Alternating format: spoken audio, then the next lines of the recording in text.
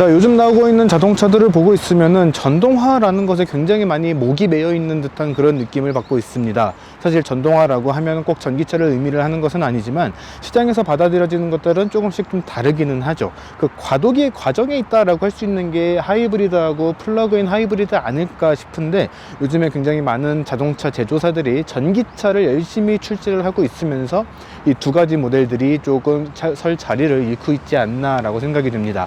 특히 플러그인 하이브리드 같은 경우에는 하이브리드라는 그런 차의 형태임에도 불구하고 직접 충전을 해야 된다라는 것 때문에 굉장히 좀 어중간한 위치를 가져가게 됐다라고 이야기를 할 수가 있죠. 그렇게 어중간한 위치를 가져가게 된 원인 중에 하나는 충전을 해서 사용을 해야 됨에도 불구하고 주행 가능한 거리가 굉장히 짧다는 것 아닐까 싶습니다. 그런데 만약에 이 주행 가능한 거리가 조금 더 길어진다라고 하면은 어떨까요? 오늘의 주인공은 더 늘어난 주행 거리로 돌아온 볼보 자동차의 XC60T8 리차지입니다.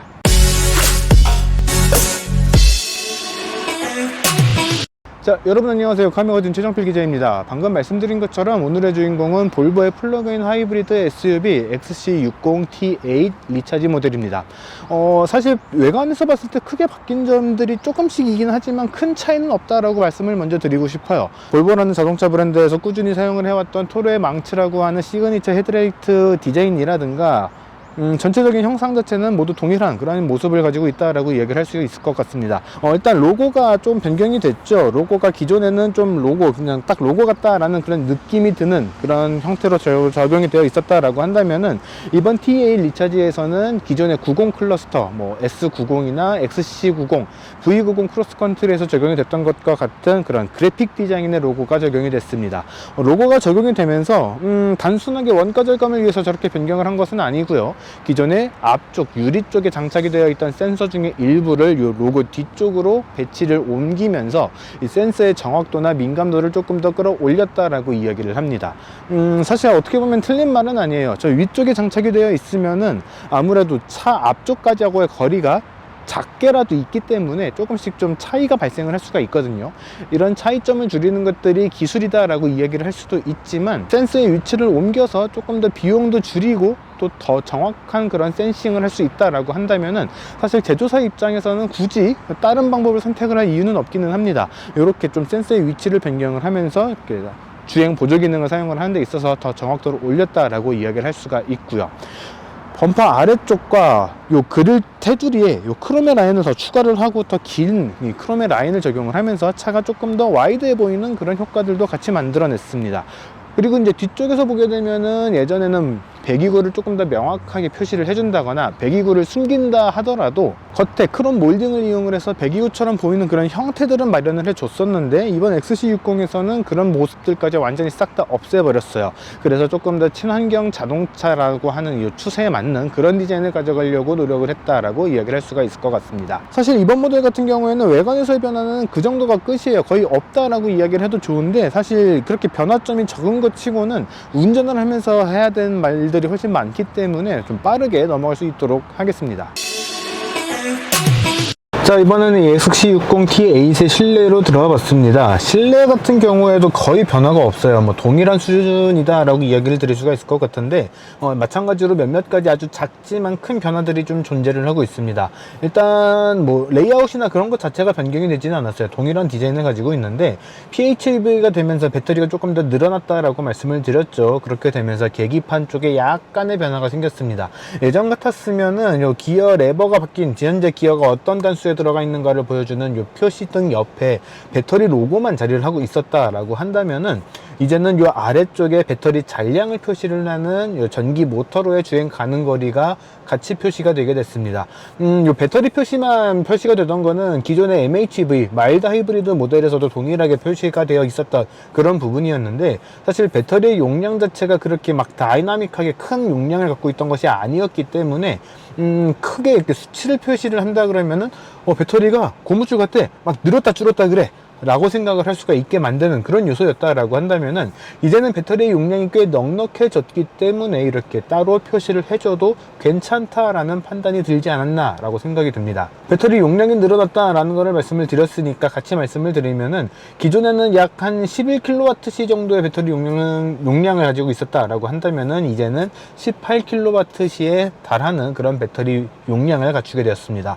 11이나 18이나 그렇게 막 크게 차이가 나지 않는다라고 생각이 되실 수도 있는데, 잘 생각을 해보세요. 10에서 한 18 정도까지 0.8배가 올라간 거예요. 거의 2배가 됐다라고 봐도 좋을 만큼 굉장히 늘어난 그런 배터리가 장착이 되게 된 건데, 그렇게 되면서 전기 모터로만 주행을 할 수 있는 공식적인 인증 거리는 57km. 그런데 제가 100% 충전된 모습을 보니까 한 65km 정도는 전기 모터로만 주행을 할 수가 있고, 실제 주행에서는 이제 충전이 회생제동이 되는 그런 부분들이 있다 보니까 한 75km 정도는 전기 모터만 가지고도 주행을 할 수가 있는 상당히 넉넉한 그런 주행 거리를 보여줬습니다. 그러니까 인천에서 서울 출퇴근 정도는 기름을 하나도 안 쓰고 출퇴근을 할 수가 있다라는 뜻이 될 거고요. 경기도권 뭐 반대쪽으로 간다라고 한다면은 뭐 여주 정도까지는 충분히 배터리만 이용을 해서 이동을 할 수가 있지 않을까라고 생각이 듭니다. 그리고 또 하나의 변화 포인트 중에 하나는 이 인포테인먼트 시스템입니다. XC40 리차지 그리고 C40 리차지에서 먼저 선보였던 그런 시스템이죠. 안드로이드 오토 OS를 기반으로 한 이 볼보 OS가 장착이 되어 있습니다. 아리아가 적용이 되어 있기 때문에 음성인식을 이용을 해서 굉장히 편리하게 이런 시스템들을 사용을 할 수가 있고, 팀의 모터라든가 플로 같은 이런 기능들이 장착이 되어 있기 때문에 굉장히 편리하게 사용할 수가 있습니다. 시스템 자체적으로는 뭐 기존에도 이제 팀의 내비게이션을 사용을 하고 있었기 때문에 크게 이질감 없이 조금 더 업그레이드가 됐다라고 이야기를 할 수가 있을 것 같아요. 그리고 이번에 새롭게 추가가 된 것 중에 하나가 공기청정 기능이라고 해야 될까요? 에어 퀄리티 이오나이저라고 하는 공기질을 측정을 해서 공기 순환을 시켜주는 그런 기능들입니다. 예전에 폴스타 같은 경우에도 기존의 폴스타 2 말고 조금 업그레이드가 된 업데이티드 폴스타 2가 출시가 됐을 때 좀 이슈가 됐던 것 중에 하나가 기존 폴스타 2는 이 이오나이저가 장착이 안 되어 있었는데, 업데이티드 폴스타 2에는 장착이 되어 있다. 기존 오너들은 왜 추가를 안 해주느냐 라는 그런 이슈였거든요. 근데 이 이오나이저가 그냥 시스템적으로 그냥 소프트웨어 업그레이드만 해서 추가가 된 것이 아니라 하드웨어적으로도 조금 변화가 있다라고 합니다. 사실 그런 측면에서는 기존 오너들은 약간 좀 아쉽게 느껴질 수는 있기는 하겠지만, 새 차를 사시는 분들은 또 새 차를 샀다라는 거에 대한 나름의 요 차이점이 있어. 내 차에는 있는데 예전 차에는 없어 라고 하는 그런 요소들이 좀 필요하다라고 생각을 하거든요. 그런 측면에서 봤을 때는 꽤 좋은 그런 시스템 아닐까라고 생각이 됩니다.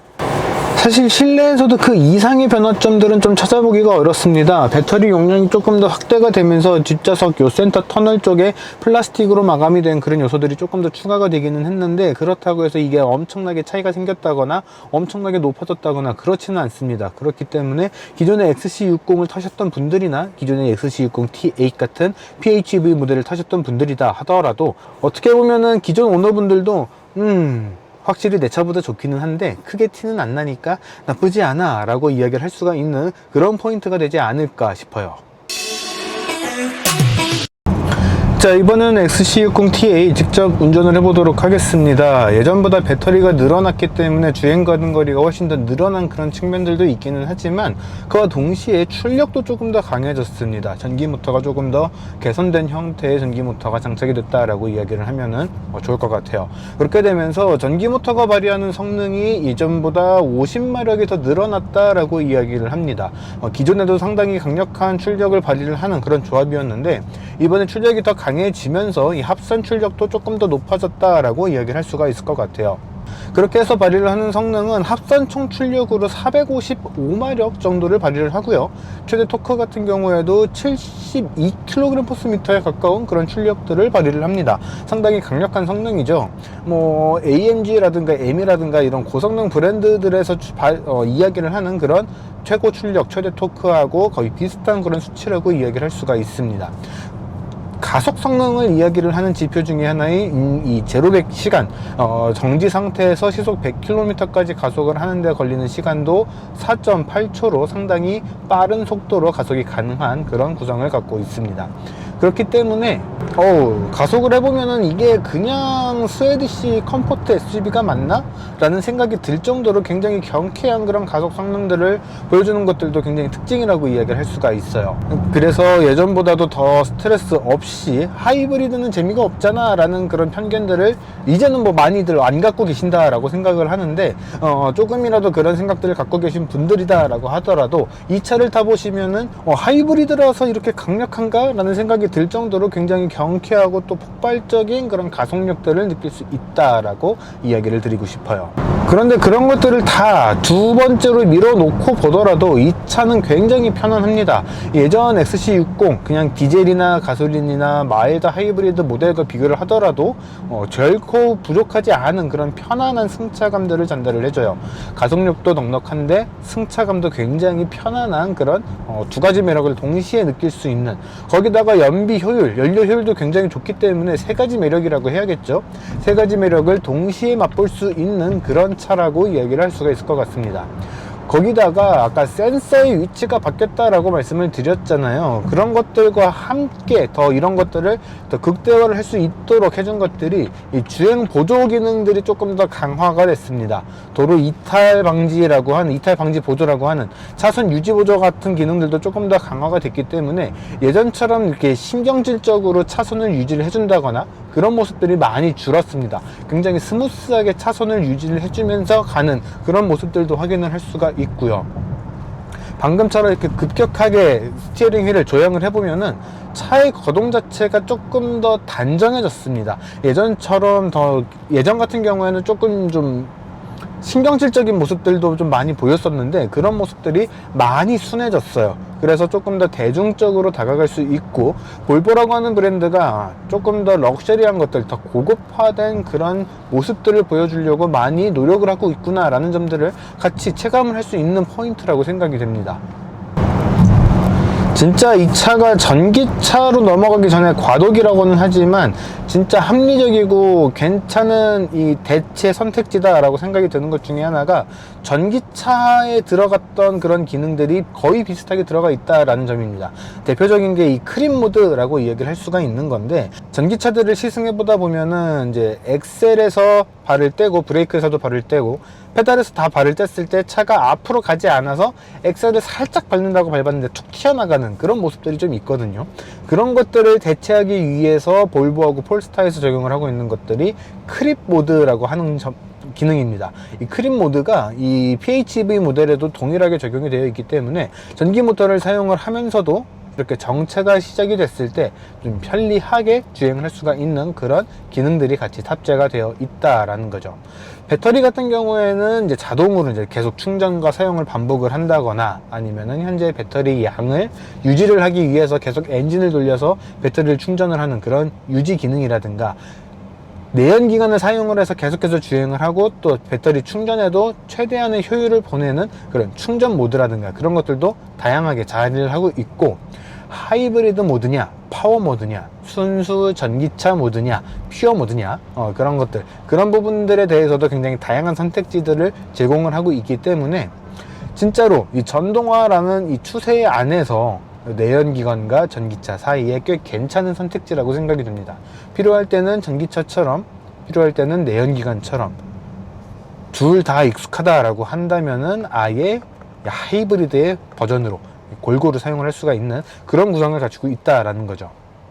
이 차를 보고 있으면은 다른 제조사들도 마찬가지지만 이 PHEV에 조금 더 높은 용량의 배터리를 탑재를 해주면서 조금 더 편리하게 쓸 수 있는 그런 플러그인 하이브리드 모델이 더 많이 나올 수 있겠다라는 그런 기대감이 같이 드는 것도 사실입니다.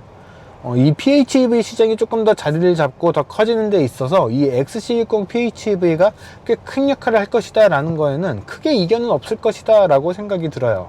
주행 모드 관련된 이야기를 드리니까 좀 생각이 난 건데, 요즘에 볼보에서 이렇게 나오는 차들 보면은 주행 모드를 바꿀 수 있는 그런 기능들이 많이 빠지고 있는 추세입니다.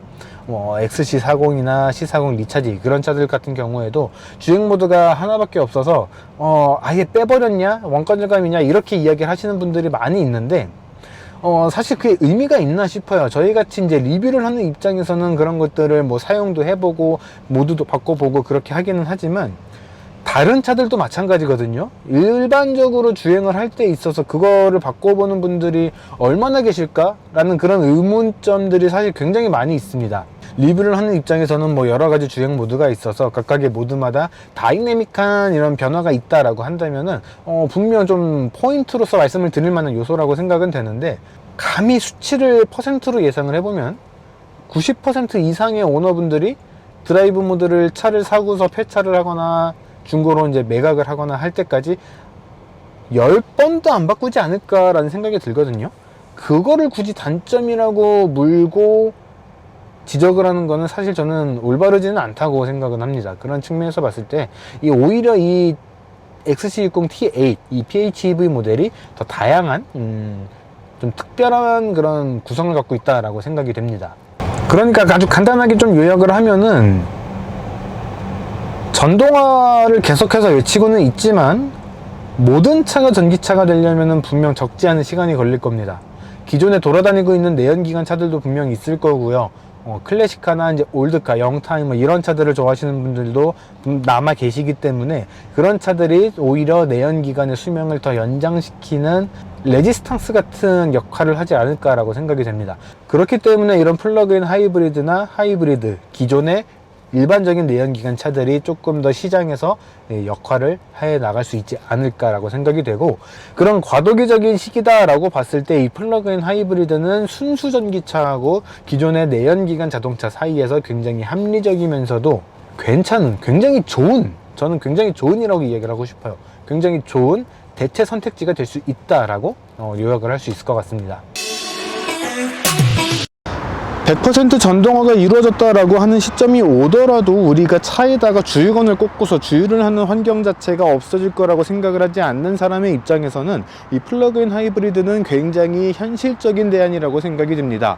급한 상황에서는 그냥 기름을 사용을 해서 주행을 할 수가 있고, 실제로 주행을 했을 때 거의 한 70km 정도를 전기차처럼 전기 모터만 이용을 해서 주행을 할 수가 있는 그런 특성들도 보여줬죠. 그런 모습들을 봤을 때는 전기차에 준하는 그런 주행 환경도 같이 갖출 수가 있는 모델이 이 플러그인 하이브리드 모델 아닐까라고 생각이 됩니다. 마일드 하이브리드나 하이브리드, 이런 플러그인 하이브리드 모델들이 금방 사라질 것이다, 순식간에 전기차로 바뀔 것이다 라는 그런 예측들도 많이 있었지만 현실은 그렇지가 않죠. 하이브리드 차들도 꾸준하게 인기가 있고 또 꾸준하게 출시가 돼서 판매가 되고 있는 와중에 이 플러그인 하이브리드만은 굉장히 좀 애매한 위치에 있다라는 그런 평가들을 많이 받고 있는데, 제가 생각하기에는 이 플러그인 하이브리드도 하이브리드 모델들만큼 더 꾸준하게 출시가 되고 또 판매가 되지 않을까라는 그런 기대감이 좀 들게 됩니다.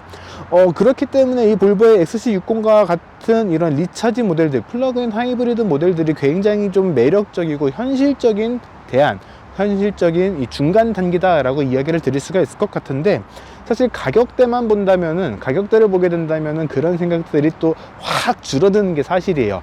이 XC60T8 같은 경우에는 XC60 중에서도 최상위 라인업에 위치를 하면서 가격대가 좀 높게 설정이 되어 있습니다. 이 차의 국내 판매 가격은 8,570만원, 결코 저렴하지는 않죠. 같은 XC60이라고 하더라도 가장 아래 트림과 비교를 하면은 거의 2천만원 이상이 비싼 그런 가격대가 책정이 되어 있습니다. 쉽게 선택을 할 수 없는 그런 가격대이기는 한데, 그럼에도 불구하고 볼보 자동차가 이런 플러그인 하이브리드 모델을 꾸준하게 출시를 하고 있다라는 것들은 그냥 일반적인 자동차하고 전기차하고의 사이에서 굉장히 헤매고 있는 고객들을 위한 여러 선택지 중 하나를 더 추가로 제공을 한다라고 생각을 하시면 좋을 것 같습니다.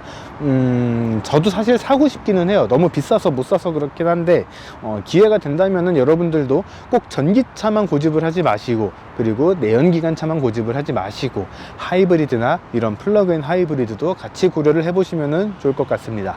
자, 이번 영상은 여기까지고요. 저희는 또 조만간 다른 영상으로 돌아올 수 있도록 하겠습니다. 지금까지 카메거진 최정필 기자였고요. 저희는 다음에 뵙겠습니다.